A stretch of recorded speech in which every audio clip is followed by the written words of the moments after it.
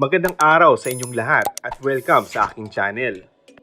Sa pagtatapos nga ng papel ni Lovie Poe bilang Mokhang sa FPJ's Batang Quiapo, ay tila hudyat para masimulan na ang comeback teleserye at balik tambalan ng nagbabalik showbiz na si Julia Montes.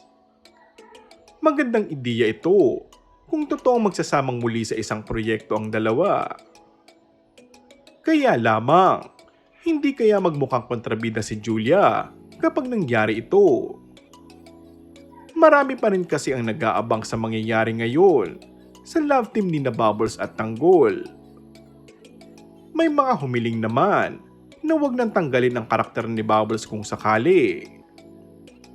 Wala pa mang kumpirmasyon ito, ngunit tiniyak naman ng source ng mula sa cast ay ang pagpasok daw ng kilalang aktres na matagal nang gustong muling makasama ni Direk Coco Martin na sana'y bigyan siya ng pagkakataong mapasama sa serye. Kung sa bagay, hindi naman nabago ang pagpapalit-palit ng leading lady sa serye ni Coco na nangyari na sa FPJ's Ang Probinsyano.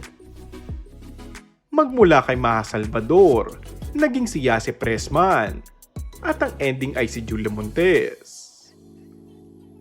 Samantala, bukod kay Julia, lumitaw din ang mga pangalan ni na Catherine Bernardo, Janine Gutierrez, Jane De Leon at Yase Pressman na hiling ng mga netizens na i-consider ni Coco na papalit kay Lovie Poe sa nasabing serye.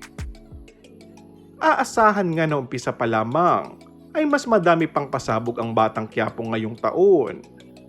At bukod sa bagong karakter, ay magtitaping din sa ibang bansa ang buong cast nito. And that's all for our today's video.